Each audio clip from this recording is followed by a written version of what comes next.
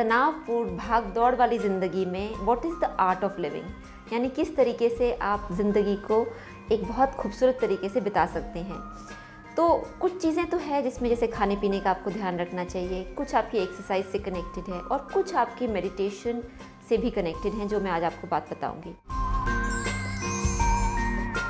खाने पीने में जो चीज़ों का ध्यान रखना चाहिए वो बहुत ही पुरानी हैं और हमारे पुराने कल्चर से जुड़ी हुई हैं।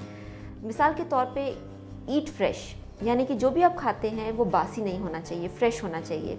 जो भी आप बासी खाना खाएंगे उसके अंदर बासी एनर्जी होगी, यानी उसमें डेड एनर्जी होगी, और डेड एनर्जी का खाना कभी भी आपको एनर्जी नहीं दे सकता। आपकी जो वाइटैलिटी है, आपकी जो लाइफ एनर्जी है, आपकी जो प्राणिक शक्ति है, उसको बढ़ा नहीं सकता।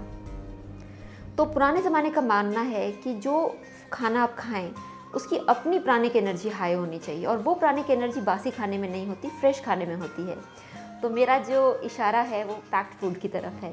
जो भी पैक्ड फूड है वो बासी खाने होता है, वो 6-6 महीने पहले, 4-4 महीने पहले बनाया तैयार किया गया होता है, और उसकी जो प्राणिक एनर्जी है वो डाउन हो जाती है।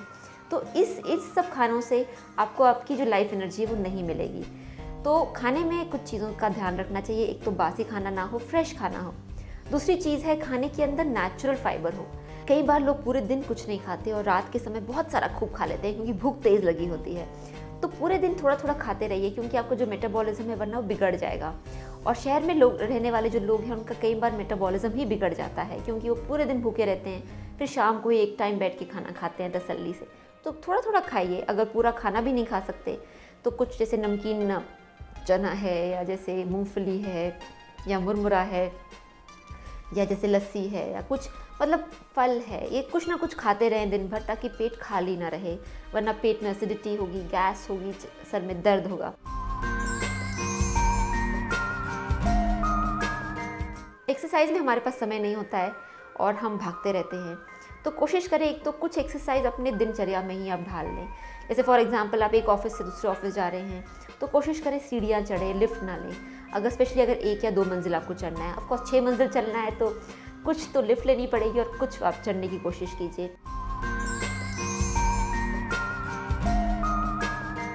जिन लोगों के पास समय नहीं है या जिन सुविधा भी नहीं है, तो योगा एक बहुत बढ़िया एक्सरसाइज है, क्योंकि योगा में सूर्य नमस्कार है, वो 12 एक्सरसाइजेस होती हैं जो एक के बाद एक आप कर सकते हैं, और 12 एक्सरसाइज इतनी तेज़ी से होती हैं कि वो पसीना पसीना छुटा देती हैं। मतलब वो लेज़ी एक्सरसाइज नहीं है या सेडेंट्री एक्सरसाइज नहीं है।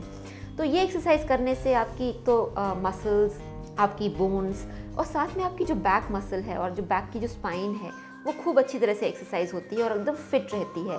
योगा का मानना है कि अगर आपकी स्पाइन फिट है, यानी स्पाइन हेल्दी है, फ्लेक्सिबल है, तो आपकी जो आयु है बहुत दीर्घ आयु होती है और बहुत समय तक आप हेल्दी रहते हैं, फिट रहते हैं। एंड ऑफ कोर्स इसके साथ साथ अगर आप अच्छी किताबें पढ़ें, अच्छी किताबें पढ़ने से आपका जो दिमाग है वो एक अलग दिशा में चला जाता है, और आपको कई बार उससे मोटिवेशन मिलती है, इंस्पिरेशन मिलती है, गाइडेंस मिलती है। तो कोई भी अच्छी किताब जो आपकी रुचि के हिसाब से हो वो ज़रूर पढ़ें, ताकि आपको अच्छी गाइडेंस और मोटिवेशन मिले। एंड फाइनली ये बहुत ज़रूरी है कि रात को सोने से पहले आधे घंटे पहले से आप शांत हो जाएं। ना तो कोई ऐसी चीज़ पढ़ें जिससे कि मानसिक तनाव हो, ना कोई ऐसी चीज़ देखें जिससे कि मानसिक तनाव बढ़े। तो आधे घंटे पहले से हर चीज़ बंद जो कि आपको तनाव देती है, और शांति जब आप करेंगे तो आपको नींद अच्छी आएगी। और अच्छी नींद से ज़्यादा अच्छा नुस्खा और कोई नहीं है, क्योंकि जब आपको रेस्टफुल स्लीप मिलेगी, अच्छी नींद मिलेगी, तो आपका जो दिमाग है, आपका शरीर है, वो फ्रेश उठेगा। और आजकल देखा गया है शहरों में नींद की कमी, और नींद की जब लोग सोते भी हैं तो उनको अच्छी नींद नहीं आती।